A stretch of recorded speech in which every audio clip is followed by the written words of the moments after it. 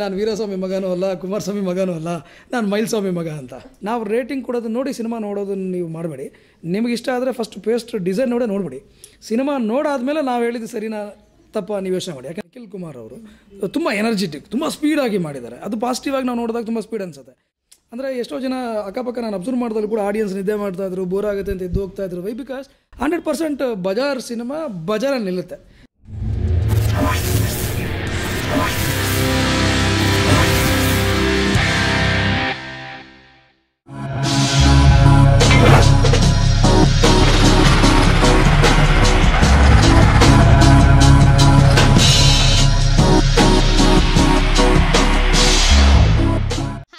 ನಮಸ್ಕಾರ, ನಾನು ನಿಮ್ಮ ಮೇಘ್ನಾ. Welcome to box office entertainment.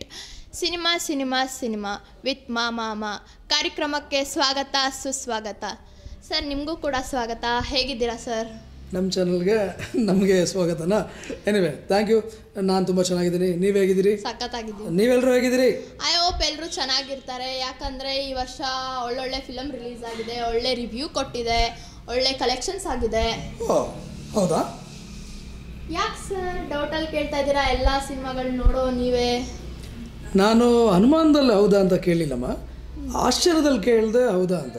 ಯಾಕೆ ಅಂತಂದರೆ ನೀವು ಹೇಳಿದಾಗೆ ಕನ್ನಡದಲ್ಲಿ, ತೆಲುಗಲ್ಲಿ, ತಮಿಳಲ್ಲಿ, ಹಿಂದಿಲಿ, ಮಲಯಾಳಮಲ್ಲಿ ಕೂಡ ಒಳ್ಳೊಳ್ಳೆ ಸಿನಿಮಾಗಳು ರಿಲೀಸ್ ಆಗಿದೆ.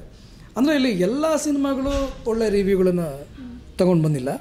ಅದೇ ಥರ ಎಲ್ಲ ಸಿನಿಮಾಗಳು ದೊಡ್ಡ ದೊಡ್ಡ ಕಲೆಕ್ಷನ್ನ ತರ್ತಾ ಇಲ್ಲ. ಹಂಗಂದರೆ ನಿಮ್ಗೆ ಇಷ್ಟವಾದ ಸಿನಿಮಾ?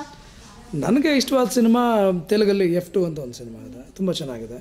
ಹಾಗೆ ತಮಿಳಲ್ಲಿ ವಿಶ್ವಾಸಂ, ಅಜಿತ್ ಸರ್ ಅವರದ್ದು. ಅಫ್ಕೋರ್ಸ್ ಸೂಪರ್ ಸ್ಟಾರ್ ರಜನಿಕಾಂತ್ ಅವರ ಪೇಟ ತುಂಬ ಇಷ್ಟ ಆಯಿತು. ಇದೆಲ್ಲದಕ್ಕಿಂತ ಮುಖ್ಯವಾಗಿ ಯಾವುದೇ ದೊಡ್ಡ ಅಬ್ಬರದ ಪ್ರಚಾರಗಳಿಲ್ಲದೆ, ತುಂಬ ದೊಡ್ಡ ಸ್ಟಾರ್ಗಳಿಲ್ಲದೆ ನೀಟಾಗಿ ಮಾಡಿರೋವಂಥ ಒಂದು ಹಿಂದಿ ಸಿನಿಮಾ ಉರಿ ನನಗೆ ತುಂಬ ಇಷ್ಟ ಆಯಿತು. ಟ್ರೀಟ್ಮೆಂಟ್ ತುಂಬ ಚೆನ್ನಾಗಿದೆ. ಓಕೆ, ಹಂಗಂದರೆ ನಿಮಗೆ ವಿನಯ ವಿಜಯ ರಾಮ, NTR, ನಮ್ಮ ಸೀತಾರಾಮ ಕಲ್ಯಾಣ ಇಷ್ಟ ಆಗಲಿಲ್ವಾ ಸರ್? ಯಾಕೆ ಸರ್ ಸೈಲೆಂಟ್ ಆಗಿದ್ದೀರಾ? ನೇರವಾಗಿ ಸತ್ಯವನ್ನೇ ಹೇಳ್ತೀರಾ ಅಲ್ವಾ ನೀವು? ಸತ್ಯವನ್ನೇ ಹೇಳಿ ಸರ್. ಅಫ್ಕೋರ್ಸ್ ನಾನು ಮಾತ್ರ ಅಲ್ಲ, ಸತ್ಯವನ್ನು ಮಾತ್ರ ಹೇಳ್ತೀವಿ ಅಂತ ಅವ್ರಿಗೂ ಗೊತ್ತು. ನಮ್ಮ ಬಾಕ್ಸ್ ಆಫೀಸ್ ಚಾನಲ್ ಥ್ರೂ ಈ ಸಿನಿಮಾ ಕಾರ್ಯಕ್ರಮದಲ್ಲಿ ಸತ್ಯವನ್ನು ಮಾತ್ರ ನೇರವಾಗಿ ಹೇಳೋದು ನಮ್ಮ ಕೆಲಸ. ಅದು ಸಿನಿಮಾ ಪ್ರೇಮಿಗಳಿಗೆ ಮಾತ್ರ ಅರ್ಥ ಆಗುತ್ತೆ. ಯಾಕೆಂದರೆ ನಾವು ಯಾವುದೇ ಸಿನಿಮಾ ಹೆಸರನ್ನು ನಮ್ಮ ಬಾಕ್ಸ್ ಆಫೀಸ್ ಚಾನಲ್ ತೊಗೊಂಡಿದ್ದೀವಿ ಅಂದ್ರೆ ಆ ಸಿನಿಮಾಗೆ ಕ್ವಾಲಿಟಿ ಇದೆಯಾ ಅಂತ ಅರ್ಥ. ಅದರಲ್ಲಿ ನೆಗೆಟಿವ್ ಪಾಯಿಂಟ್ಸ್ ಇರ್ಬೋದು, ಪಾಸಿಟಿವ್ ಪಾಯಿಂಟ್ಸ್ ಇರ್ಬೋದು, ಎಲ್ಲವನ್ನೂ ನಾವು ಹೇಳ್ತೀವಿ. ಇದರಿಂದ ಯಾರಿಗೆ ಖುಷಿ ಆದರೂ ಪರವಾಗಿಲ್ಲ, ಯಾರಿಗೆ ಬೇಜಾರಾದರೂ ಪರವಾಗಿಲ್ಲ, ನೇರವಾಗಿ ಹೇಳೋದು ನಮ್ಮ ಕೆಲಸ. ಹಾಗೆ ನೋಡಿದ್ರೆ ನೀವು ಕೇಳಿದಾಗೆ ಅಂದರೆ NTR ಯಾಕೆ ಇಷ್ಟ ಆಗಿಲ್ಲ, ವಿನಯ ವಿಜಯ ರಾಮ ಯಾಕೆ ಇಷ್ಟ ಆಗಿಲ್ಲ, ನಮ್ಮ ಸೀತಾರಾಮ ಕಲ್ಯಾಣ ಯಾಕೆ ಇಷ್ಟ ಆಗಿಲ್ಲ ಅಂತ ನೀವು ಅಂದ್ಕೊಂಡಿದ್ದೀರಾ. ಅಂದರೆ ನಿಮ್ಮ ಪ್ರಶ್ನೆ ಅದು. ನಾನು ಸೈಲೆಂಟ್ ಆಗಿದ್ದಕ್ಕೆ ಕಾರಣ ಇಷ್ಟೇ, ಅವೆಲ್ಲ ದೊಡ್ಡ ಸಿನಿಮಾಗಳೇ, ದೊಡ್ಡ ಸ್ಟಾರ್ ಕ್ಯಾಸ್ಟ್ ಇರುವಂಥ ಸಿನಿಮಾಗಳೇ. ಆದರೆ ಅದರಲ್ಲಿ ಹೊಸತನ ಯಾವುದೂ ಇಲ್ಲ. ಅಂದರೆ ಹೊಸ ಕತೆ ಅಥವಾ ಹೊಸ ವಿಷಯ ಹೊಸದಾಗಿ ಟ್ರೀಟ್ ಮಾಡಿಲ್ಲ. ಹಂಗೆ ನೋಡಿದ್ರೆ ವಿಶ್ವಾಸಂ ಪೇಟದಲ್ಲಿ ಕೂಡ ಹೊಸ ವಿಷಯಗಳಿಲ್ಲ, ಆದರೆ ಚೆನ್ನಾಗಿ ಟ್ರೀಟ್ ಮಾಡಿದ್ದಾರೆ. ನೋಡೋದಕ್ಕೆ ಖುಷಿ ಆಗುತ್ತೆ, ಫ್ಯಾಮಿಲಿ ಜೊತೆ ಕೂತು ನೋಡಿ ಎಂಜಾಯ್ ಮಾಡುವಂಥ ಸಿನಿಮಾ ಅವು. ಇಲ್ಲಿ ಏನಾಗಿದೆ, NTR ಅಥವಾ ವಿನಯ ವಿಜಯ ರಾಮ ಅವರ ಅಭಿಮಾನಿಗಳಿಗೆ ಇಷ್ಟ ಆಗ್ಬೋದು, ಬಟ್ ಎಲ್ರಿಗೂ ಇಷ್ಟ ಆಗುತ್ತೆ ಅಂತ ನಾವು ಹೇಳೋಕ್ಕಾಗಲ್ಲ. ನಮ್ಮ ಚಾನಲ್ ಥ್ರೂ ನಿಜ ಹೇಳೋದ್ರಿಂದ ನಾನು ಇದನ್ನು ಹೇಳ್ತಾ ಇದ್ದೀನಿ. ಸೀತಾರಾಮ ಕಲ್ಯಾಣ ಆ ಸಿನಿಮಾದ ಬಗ್ಗೆ ಜಾಸ್ತಿ ಮಾತಾಡೋದು ಬೇಡ ಅಂತ ನಂಗೆ ಅನ್ನಿಸ್ತಾ ಇದೆ. ಯಾಕೆಂದರೆ ನಾನು ನನ್ನ ಕ್ಲೋಸ್ ಸರ್ಕಲ್ಸಲ್ಲಿರೋರಿಗೆ ಮಾತ್ರ ಹೇಳುವಂಥ ವಿಷಯ ಇದು. ಏನು ಅಂದ್ಕೋಬೇಡಿ. ಕೆಲವರು ಕೇಳ್ತಾರೆ, ಮಂಜು ಅವರೇ ಯಾಕೆ ನಿಮ್ಮ ಸಕ್ಸಸ್ ಲೇಟ್ ಆಗ್ತಾ ಇದೆ, ಯಾಕೆ ನಿಮಗೆ ಯಶಸ್ಸು ಸಿಗ್ತಾ ಇಲ್ಲ ಬೇಗ ಅಂತ. ಆವಾಗ ನಾನು ಸುಮ್ಮನೆ ಹೇಳ್ತೀನಿ, ನಾನು ವೀರಸ್ವಾಮಿ ಮಗನೂ ಅಲ್ಲ, ಕುಮಾರಸ್ವಾಮಿ ಮಗನೂ ಅಲ್ಲ, ನಾನು ಮೈಲ್ಸ್ವಾಮಿ ಮಗ ಅಂತ. ಅಂದರೆ ವೀರಸ್ವಾಮಿ ಮಗ ಬಂದು ವಿ ರವಿಚಂದ್ರನ್ ಅವರು ನಮ್ಮ ಬಾಸ್, ಕನ್ನಡ ಚಿತ್ರರಂಗದ ಬ್ರಹ್ಮ ಅವರು ಅಂದರೆ ಒಂದು ಗಾದೆ ಇದೆಯಲ್ಲ, ಆಡು ಮುಟ್ಟದ ಸೊಪ್ಪಿಲ್ಲ ಅಂತ. ಹಾಗೆ ಅವ್ರು ಮುಟ್ಟದಿರೋ ವಿಷಯ ಇಲ್ಲ. ಸಿನಿಮಾದಲ್ಲಿ ಎಲ್ಲವನ್ನೂ ಮಾಡ್ತಾ ಇದ್ದಾರೆ. ಅವ್ರು ಬಿಡಿ, ಅವ್ರ ಬಗ್ಗೆ ಮಾತಾಡೋದಕ್ಕೆ ನಮಗಿನ್ನೂ ವಯಸ್ಸು ಅಥವಾ ಅರ್ಹತೆನೇ ಇಲ್ಲ. ನಮ್ಮ ಚಾನಲ್ ಥ್ರೂ ಅವ್ರ ಬಗ್ಗೆ ನಾವು ಎಷ್ಟಾಗುತ್ತೋ ಅಷ್ಟು ಪಾಸಿಟಿವ್ ಆಗಿ ಹೇಳ್ತಾ ಇರ್ತೀವಿ. ಹಾಗೆ ಕುಮಾರಸ್ವಾಮಿ ಅವ್ರ ಮಗ ಅಂದರೆ ನಿಖಿಲ್ ಕುಮಾರ್ ಅವ್ರ ಬಗ್ಗೆ ಮಾತಾಡಬೇಕು ಅಂದರೆ ಅವ್ರ ಮೊದಲನೇ ಸಿನಿಮಾ ಜಾಗ್ವಾರ್ ಮಲ್ಟಿ ಲ್ಯಾಂಗ್ವೇಜಲ್ಲಿ ಮಾಡಿದ್ರು. ತುಂಬ ಒಳ್ಳೆ ಪ್ರಯತ್ನ, ಚೆನ್ನಾಗಿ ರೀಚ್ ಆಯಿತು, ರಿವ್ಯೂ ಚೆನ್ನಾಗಿತ್ತು, ಕಲೆಕ್ಷನ್ ಕೂಡ ಚೆನ್ನಾಗಾಯಿತು. ಬಟ್ ಸೀತಾರಾಮ ಕಲ್ಯಾಣದಲ್ಲಿ ಎಲ್ಲ ಅವ್ರ ಕಥೆ ಆಯ್ಕೆಯಲ್ಲಿ ಎಡವಿದ್ದಾರೆ ಅಂತ ಅನಿಸುತ್ತೆ. ಐ ಮೀನ್, ಈಗ ಕುಮಾರಸ್ವಾಮಿ ಅವರು ದೊಡ್ಡ ನಿರ್ಮಾಪಕರು ನಮ್ಮ ಕನ್ನಡ ಚಿತ್ರರಂಗಕ್ಕೆ, ಅದಲ್ಲದೆ ಈಗ ನಮ್ಮ ರಾಜ್ಯದ ಮುಖ್ಯಮಂತ್ರಿ ಅವರು. ಸೊ ಅವರು ಚನ್ನಾಂಬಿಕಾ ಫಿಲ್ಮ್ಸ್ ಅವ್ರ ಬ್ಯಾನರಲ್ಲಿ ಅವ್ರು ಆಯ್ಕೆ ಮಾಡಿರೋಂಥ ಸಿನಿಮಾಗಳು ಅಂದರೆ ಅವ್ರ ಕತೆ, ಎಕ್ಸಾಂಪಲ್ಗೆ ಸೂರ್ಯವಂಶ ಆಗಿರ್ಬೋದು, ಚಂದ್ರ ಚಕೋರಿ ಆಗಿರ್ಬೋದು, ಅವೆಲ್ಲವನ್ನು ನಾನೇ ಒಂದು 20-30 ಸಲ ನೋಡಿರೋ ಸಿನಿಮಾಗಳು. ಆದರೆ ಈ ಸೀತಾರಾಮ ಕಲ್ಯಾಣ ನೋಡೋದಕ್ಕೆ ಅಷ್ಟು ಖುಷಿ ಆಗಲಿಲ್ಲ. ಅಂದರೆ ಎಷ್ಟೋ ಜನ ಅಕ್ಕಪಕ್ಕ ನಾನು ಅಬ್ಸರ್ವ್ ಮಾಡಿದ್ರು ಕೂಡ ಆಡಿಯನ್ಸ್ ನಿದ್ದೆ ಮಾಡ್ತಾಯಿದ್ರು, ಬೋರ್ ಆಗುತ್ತೆ ಅಂತ ಎದ್ದು ಹೋಗ್ತಾಯಿದ್ರು. ವೈ ಬಿಕಾಸ್ ಕತೆ ಆಯ್ಕೆ ಅಷ್ಟು ಚೆನ್ನಾಗಿಲ್ಲ ಅಂತ ಅನಿಸ್ತಾ ಇತ್ತು. ಹಾಗಾಗಿ ಆ ಸಿನಿಮಾ ಬಗ್ಗೆ ನಾನು ಅಷ್ಟು ಮಾತಾಡೋಕ್ಕೆ ಇಷ್ಟಪಡಲ್ಲ ಅಂತ ಹೇಳಿದೆ. ಯಾಕೆಂದರೆ ನೆಗೆಟಿವ್ಸ್ ಜಾಸ್ತಿ ಇದೆ ಅಲ್ಲಿ. ಈಗ ಸೋಷಿಯಲ್ ಮೀಡಿಯಾದಲ್ಲಿ ಕೂಡ ಕೆಲವರೆಲ್ಲ ಹೇಳ್ತಾಯಿದ್ರು, ಅಂದರೆ ನೋಡಿದೆ ನಾನು ಕೂಡ, ಅವರು ಸ್ಪೆಷಲ್ VIP ಗಳು ಮಾತ್ರ ಪ್ರೀಮಿಯರ್ ಶೋ ಅರೇಂಜ್ ಮಾಡೋವಾಗ ನಮ್ಮ ಸಿದ್ದರಾಮಯ್ಯರು ಕೂಡ ನಿದ್ದೆ ಮಾಡಿದ್ದಾರೆ ಸಿನಿಮಾ ನೋಡೋದು. ಅದೇ ನೋಡಿದ್ದೀನಿ, ಫೋಟೋ ಅಲ್ಲ. ಹಾಗೆ ಕೆಲವರು ಅಂದರೆ ಸ್ಟಾರ್ ಕ್ಯಾಸ್ಟ್ ಕೂಡ ಈಗ ತುಂಬ ಒಳ್ಳೊಳ್ಳೆ ಸ್ಟಾರ್ ಕ್ಯಾಸ್ಟ್ ಇದೆ, ಕೆಲವು ಕಡೆ ಬೇಕಾದ ಅಗತ್ಯ ಇರುವಂಥ ನಟಿಯರಿಲ್ಲ ಅಂತ ಅನ್ನಿಸ್ತು. ಅದರಲ್ಲೂ ಎಸ್ಪೆಷಲಿ ಈಗ ನಮ್ಮ ನಿಖಿಲ್ ಕುಮಾರ್ ಅವರು ತುಂಬ ಎನರ್ಜೆಟಿಕ್, ತುಂಬ ಸ್ಪೀಡಾಗಿ ಮಾಡಿದ್ದಾರೆ. ಅದು ಪಾಸಿಟಿವ್ ಆಗಿ ನಾವು ನೋಡಿದಾಗ ತುಂಬ ಸ್ಪೀಡ್ ಅನಿಸುತ್ತೆ. ಅದೇ ಸೋಷಿಯಲ್ ಮೀಡಿಯಾದಲ್ಲಿ ಅಂಥಕ್ಕಂತೆಗಳು. ಆದರೆ ಕೆಲವರು ಹೇಳಿದ್ರು, ಯಾಕಪ್ಪ ನಿಖಿಲ್ ಅವರು ಇಷ್ಟೊಂದು ಆತರವಾಗಿದೆ, ಯಾಕೆ ಹಿಂಗೆ ಆ್ಯಕ್ಟ್ ಮಾಡಿದ್ದಾರೆ, ಯಾಕೆ ಹಿಂಗಿದ್ದಾರೆ ಅಂತ ಹೇಳಿದಾಗ, ಅದರಲ್ಲಿ ಒಬ್ಬರು ಆ ಕಥೆಯ ಕ್ಲೈಮ್ಯಾಕ್ಸ್ ಅಂದರೆ ಕ್ಲೈಮ್ಯಾಕ್ಸ್ ಕಥೆಯ ಗುಟ್ಟನ್ನು ರಟ್ಟು ಮಾಡಿ ಅದಕ್ಕೆ ಸಿಂಕ್ ಮಾಡಿದ್ದಾರೆ. ಯಾವ ಥರ ಅಂದರೆ, ಸಿನಿಮಾಲಿ ಹೀರೋ ಕ್ಯಾರೆಕ್ಟರ್ 7 ತಿಂಗಳು ಹುಟ್ಟುತ್ತೆ, ಹಾಗಾಗಿ 7 ತಿಂಗಳು ಹುಟ್ಟಿರೋ ಹೀರೋ ಕ್ಯಾರೆಕ್ಟರ್ ಅದಕ್ಕೆ ಹಂಗೆ ಆಡ್ತಿದೆಯಾ ಅಂತೆಲ್ಲ ರೇಗಿಸ್ತಾ ಇದ್ದಾರೆ. ಇದನ್ನು ನಾನು ಪ್ರಮೋಟ್ ಅಂದರೆ ಅದನ್ನು ಕೆಟ್ಟದಾಗಿ ಹೇಳ್ತಾ ಇಲ್ಲ, ಅಥವಾ ಅದನ್ನು ಹೈಪ್ ಮಾಡಿ ನಾನು ಕೆಟ್ಟದನ್ನು ಹೇಳಬೇಕು ಅಂತ ಹೇಳ್ತಾ ಇಲ್ಲ.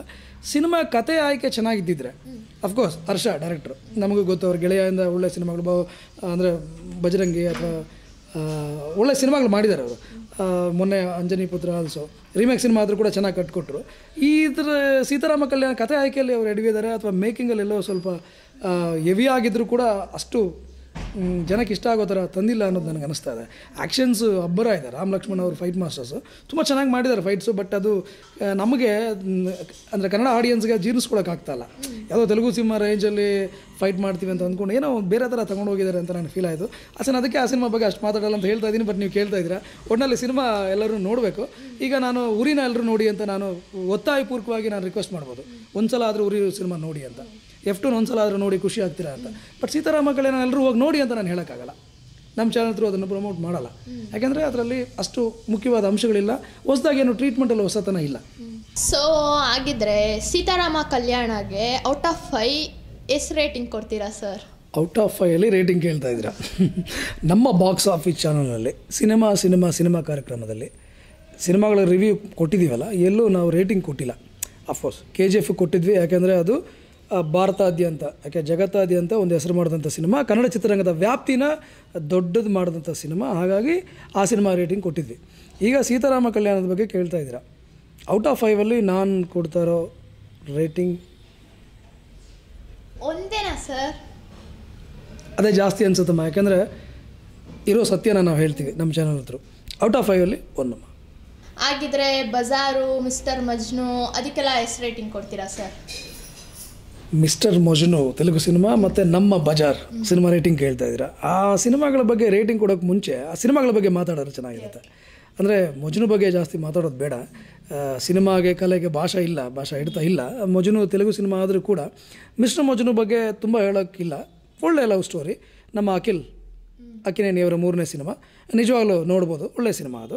ಅದಕ್ಕೆ ಔಟ್ ಆಫ್ 5 2 ಕೊಡ್ಬೋದು ಖಂಡಿತ. ನಮ್ಮ ಬಜಾರ್ ಹೊಸಬರು, ಅಂದರೆ ಹೊಸ ಹೀರೋ, ಹೊಸ ತಂಡ, ಅಂದರೆ ಹೊಸ ನಿರ್ಮಾಪಕರು. ಅಫ್ಕೋರ್ಸ್ ನಮ್ಮ ಸಿಂಪಲ್ ಸುನಿ ಅವರು ಆಲ್ರೆಡಿ SS ಪಡೆದಂಥ ನಿರ್ದೇಶಕ. ಸಿಂಪಲಾಗಿ ಒಂದು ಲವ್ ಸ್ಟೋರಿ ಮಾಡಿದಂಥ ಸುನಿ ಅವರು ಸಿಂಪಲಾಗಿ ಒಂದು ಆ್ಯಕ್ಷನ್ ಲವ್ ಸ್ಟೋರಿ ಮಾಡಿದ್ದಾರೆ. ಅದೇ ಬಜಾರ್. ಅಂದರೆ ಬಜಾರ್ ಸಿನಿಮಾದಲ್ಲಿ ತುಂಬ ಸಿನಿಮಾಗಳ ಇಣಿಕೆ ನೋಡುತ್ತೆ ಅಂತ ಹೇಳ್ಬೋದು. ಅಂದರೆ ತುಂಬ ಸಿನಿಮಾಗಳ ಹೆಜ್ಜೆ ಗುರುತು ಕಾಣುತ್ತೆ. ತೆಲುಗು ಆಗಿರ್ಬೋದು, ತಮಿಳು ಆಗಿರ್ಬೋದು. ಬಟ್ ಕನ್ನಡದಲ್ಲಿ ಆ ಥರದ ವಿಷಯಗಳು ಬಂದಿಲ್ಲ. ಫಾರ್ ಎಕ್ಸಾಂಪಲ್ ಪಾರಿವಾಳದ ಪಂದ್ಯಗಳು ಇವೆಲ್ಲ ಇದೆಯಲ್ಲ, ಹೊಸ ಥರ ಇದೆ. ಅಂದರೆ ಪಾರಿಜಾತ ಹೀರೋಯಿನ್ ಹೆಸರು, ಇದಕ್ಕೆ ಸಿಂಕ್ ಮಾಡಿಕೊಂಡು ನೀಟಾಗಿ ಲಿಂಕ್ ಮಾಡಿಕೊಂಡು ಒಂದು ಒಳ್ಳೆಯ ಸಿನಿಮಾನ ಕಟ್ಟಿಕೊಟ್ಟಿದ್ದಾರೆ ಸುನಿ ಅಂತ ಹೇಳ್ಬೋದು. 100% ಬಜಾರ್ ಸಿನಿಮಾ ಬಜಾರಲ್ಲಿ ನಿಲ್ಲುತ್ತೆ. ಕಾರಣ ಹೊಸ ನಾಯಕ, ನಿಜವಾಗ್ಲೂ ಹೊಸ ನಾಯಕ. ಫಸ್ಟ್ ಸಿನಿಮಾ ಥರ ಇಲ್ಲ, ಎಕ್ಸ್ಪೀರಿಯನ್ಸ್ ಇರೋ ಥರ ಆ್ಯಕ್ಟ್ ಮಾಡಿದ್ದಾರೆ, ಫೈಟ್ ಮಾಡಿದ್ದಾರೆ, ಡ್ಯಾನ್ಸ್ ಮಾಡಿದ್ದಾರೆ. ಖಂಡಿತ ಇಂಥ ಹೊಸ ನಾಯಕರ ಆಗಮನ ಕನ್ನಡ ಚಿತ್ರರಂಗಕ್ಕೆ ಒಳ್ಳೆಯದು. ಇದು ಒಳ್ಳೇದಾಗಬೇಕು ಅಂತ ನಾವು ಕೂಡ ನಮ್ಮ box office channel through wish ಮಾಡೋಣ. ಈ ಬಜಾರ್ ಸಿನಿಮಾಗೆ ಔಟ್ ಆಫ್ 5 2.5 ಕೊಡ್ಬೋದು ನಾವು. ಆ ಥರ ಇದೆ. ಯಾಕೆಂದರೆ ರೇಟಿಂಗ್ ಕೊಡೋ ಪದ್ಧತಿ ನಾವು ನಮ್ಮ ಬಾಕ್ಸ್ ಆಫೀಸ್ ಚಾನಲಲ್ಲಿ ಯಾಕೆ ಮಾಡ್ತೀವಿ ಅಂದರೆ, ಅದು ಕೂಡ ನಮ್ಮ ಕನ್ನಡ ಮತ್ತು ಅಥವಾ ಸಿನಿಮಾ ಪ್ರೇಮಿಗಳಿಗೆ ಇದೊಂದು ಥರ ಸಂದೇಶ, ಅಂದರೆ ಒಂದು ಸಜೆಷನ್ನು ಅಥವಾ ಏನಾರು ಅಂದ್ಕೊಳ್ಳಿ. ನಾವು ರೇಟಿಂಗ್ ಕೊಡೋದು ನೋಡಿ ಸಿನಿಮಾ ನೋಡೋದನ್ನು ನೀವು ಮಾಡಬೇಡಿ. ನಿಮಗೆ ಇಷ್ಟ ಆದರೆ ಫಸ್ಟ್ ಪೇಸ್ಟ್ ಡಿಸೈನ್ ನೋಡಿಬಿಡಿ. ಸಿನಿಮಾ ನೋಡಾದ್ಮೇಲೆ ನಾವು ಹೇಳಿದ್ದು ಸರಿನಾ ತಪ್ಪ ನೀವು ಯೋಚನೆ ಮಾಡಿ. ಯಾಕೆಂದರೆ ನಾವು ಯಾರಿಗೂ ಈ ಸಿನಿಮಾ ನೋಡಬೇಡಿ ಅಂತ ಸಜೆಸ್ಟ್ ಮಾಡಲ್ಲ. ಯಾಕೆಂದರೆ ಪ್ರತಿಯೊಂದು ಸಿನಿಮಾದ ಹಿಂದೆನೂ 100ರಿಂದ 150 ಜನರ ಶ್ರಮ ಇರುತ್ತೆ. ಯಾರ ಶ್ರಮಕ್ಕೂ ನಾವು ಹರ್ಟ್ ಮಾಡಲ್ಲ. ನಮ್ಮ ಚಾನಲ್ ಥ್ರೂ ನಾವು ಹೇಳೋಕೆ ಹೊರಟಿರೋದು ಇಷ್ಟೇ. ನೆಗೆಟಿವ್ ಆರ್ ಪಾಸಿಟಿವ್ ಸ್ಟ್ರೈಟಾಗಿ ಹೇಳ್ತೀವಿ. ಇಷ್ಟ ಆದರೂ ಪರವಾಗಿಲ್ಲ, ಕಷ್ಟ ಆದರೂ ಪರವಾಗಿಲ್ಲ. ಅದೇ ಥರ ನೀವು ಹೊಗಳಿದ್ರೂ ಪರವಾಗಿಲ್ಲ, ತೊಗೊಳಿದ್ರೂ ಪರವಾಗಿಲ್ಲ, ನಾವು ತೊಗೋತೀವಿ. ಬಜಾರ್ ಒಂದು ಒಳ್ಳೆಯ ಸಿನಿಮಾ, ಅದೇ ಥರ ಉರಿ ಒಂದು ಒಳ್ಳೆಯ ಸಿನಿಮಾ, F2 ಒಳ್ಳೆಯ ಸಿನಿಮಾ, ಮಜ್ನು ಕೂಡ, ಪೇಟ, ವಿಶ್ವಾಸಂ ಎಲ್ಲ ಸಿನಿಮಾಗಳನ್ನು ನೋಡಿ. ಎಲ್ಲ ಸಿನಿಮಾಗಳು ಥಿಯೇಟ್ರಿಗೆ ಹೋಗಿ ನೋಡಿ ಅಂತ ಬಾಕ್ಸ್ ಆಫೀಸರು ಕೇಳ್ಕೊತೀವಿ. Thank you so much. ನಮಸ್ಕಾರ.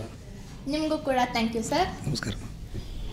ನಮ್ಮ box office channel entertainment cinema with ಮಾಮ ಹೀಗೆ ನಿಮ್ಮ ಮುಂದೆ ರಿವ್ಯೂಗಳನ್ನ ತರ್ತಾ ಇರತ್ತೆ. ಇಷ್ಟ ಆದರೆ ಲೈಕ್ ಮಾಡಿ, ಶೇರ್ ಮಾಡಿ, ಸಬ್ಸ್ಕ್ರೈಬ್ ಮಾಡಿ. ಸೈನಿಂಗ್ ಆಫ್ ಮೇಘನಾ, ಬಾಯ್.